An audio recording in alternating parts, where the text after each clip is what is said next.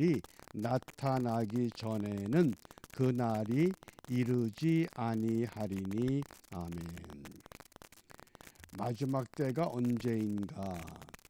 불법의 사람, 멸망의 아들이 나타나야 하는 때다.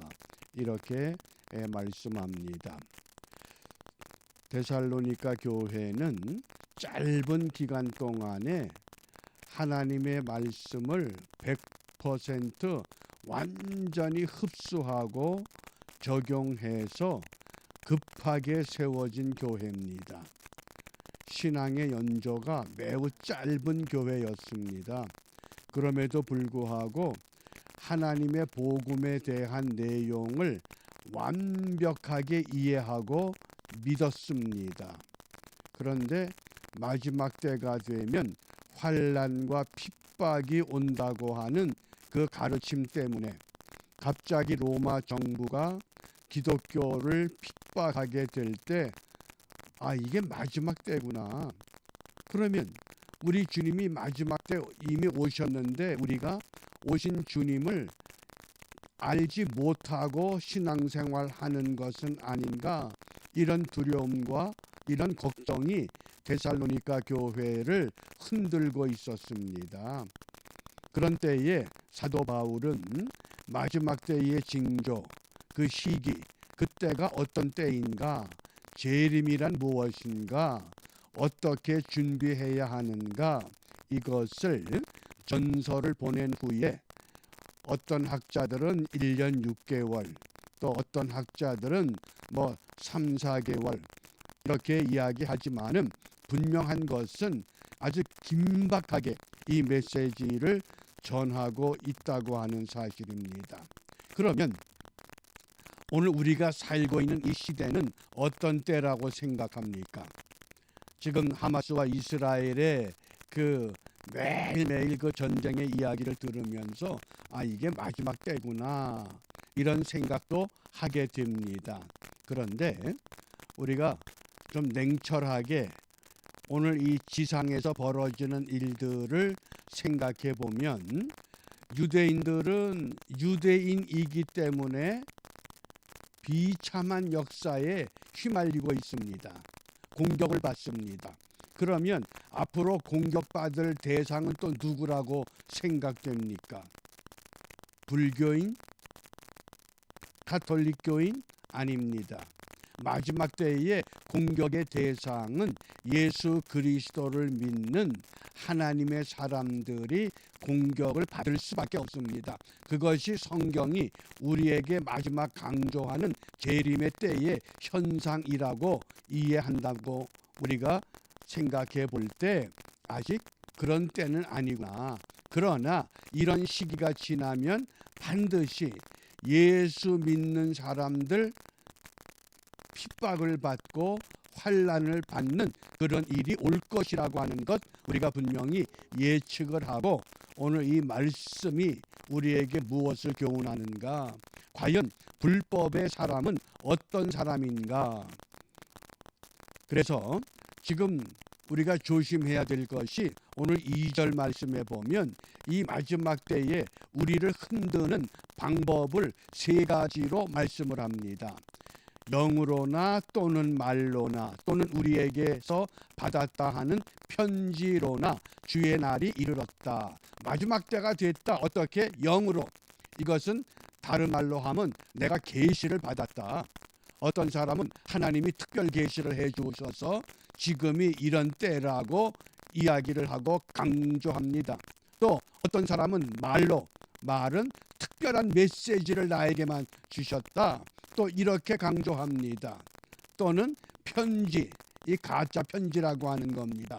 그래서 마지막 때에 영이나 말이나 편지로 마지막 때가 되었다, 이런 이야기를 들을지라도 쉽게 마음이 흔들리거나 두려워하지 말라. 사도 바울은 데살로니가 교회 성도들을 이렇게 위로하고 격려하고 바르게 세워가고 있습니다.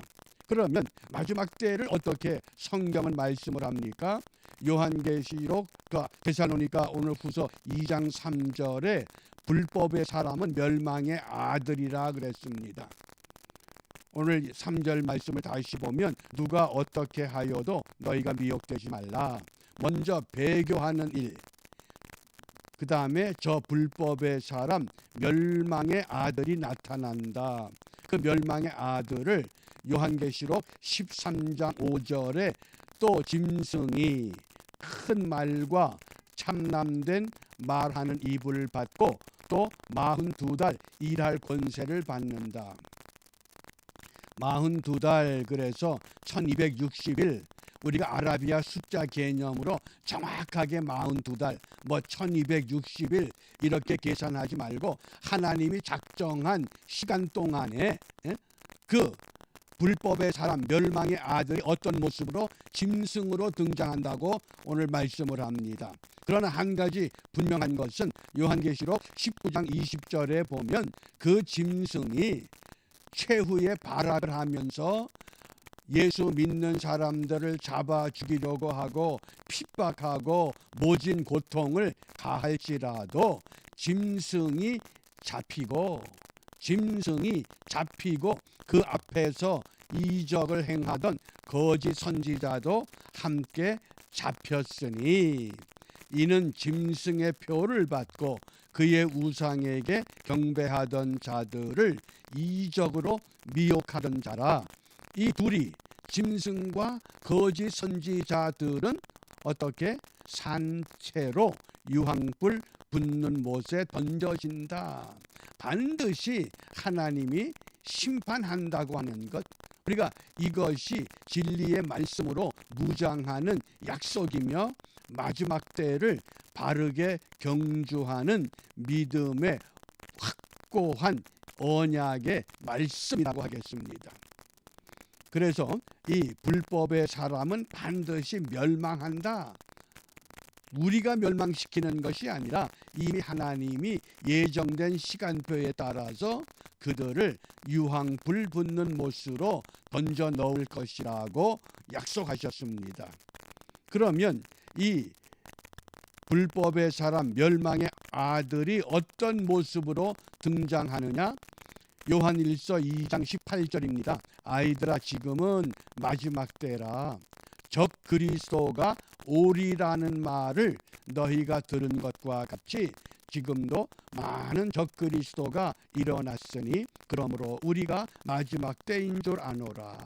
마지막 때에는 반드시 적 그리스도가 등장해야 합니다.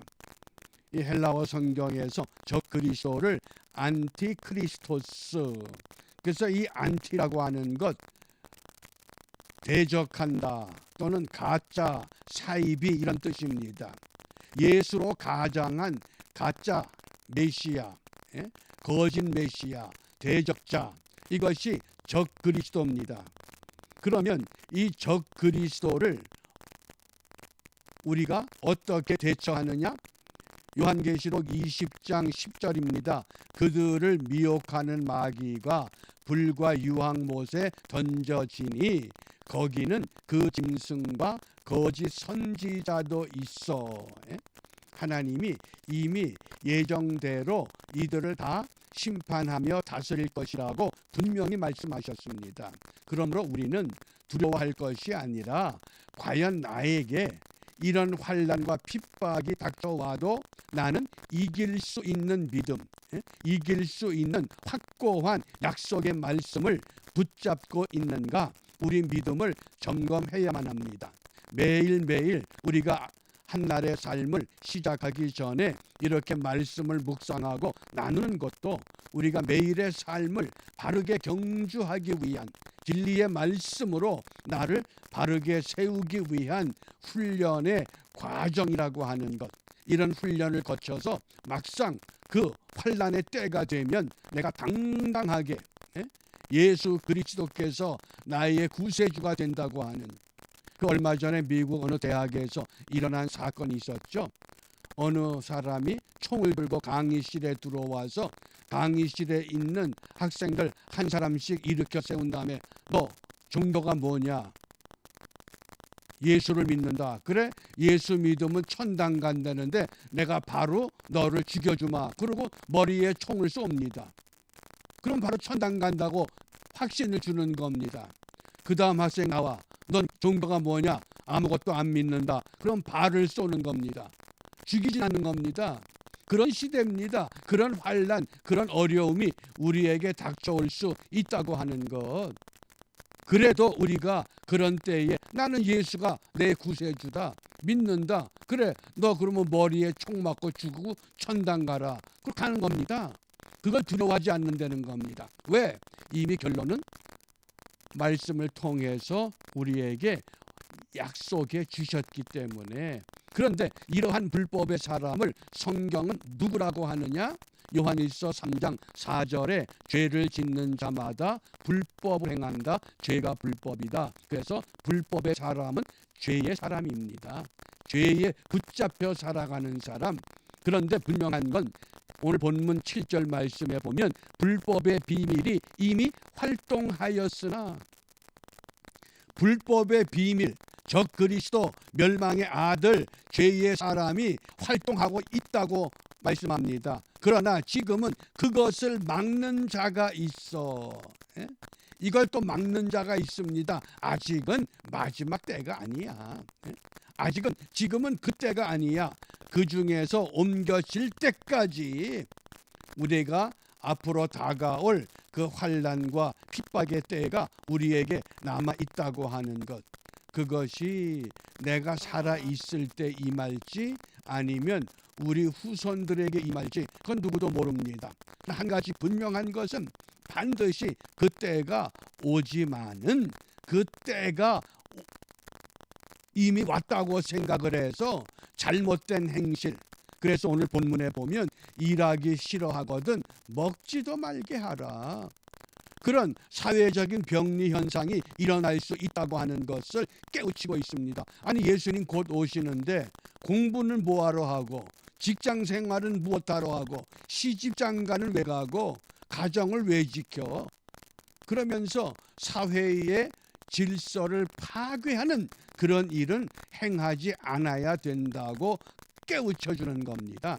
그러므로 우리가 오늘 이 불법의 사람들이 우리 주위에서 활동할지라도 우리가 아직은 마지막 때는 아니다. 이것을 막으면서 하나님이 정한 그 때를 우리가 향해서 나아갈 때 무엇을 기도하겠습니까? 에베소서 6장 11절 마귀의 괴계를 능히 대적하기 위하여 하나님의 전신갑주를 입으라. 하나님의 말씀으로만 무장하라. 이렇게 우리에게 깨우쳐 주십니다. 그러므로 오늘 우리가 기도가 진리의 말씀으로 나를 새롭게 하시고 진리의 말씀으로 나를 더욱 강하게 하셔서 우리가 마음으로 믿고 입으로 시인하고 우리의 삶에 적용해서 어떠한 환난과 핍박 가운데서라도 능히 이기는, 주님께서 이미 이기셨기 때문에 우리도 더불어서 이기는 승리자의 삶을 우리가 함께 고백하는 은혜의 한 날이 되시기를 주님의 이름으로 부탁합니다. 기도하겠습니다. 은혜가 풍성하신 하나님, 세상이 어지럽습니다.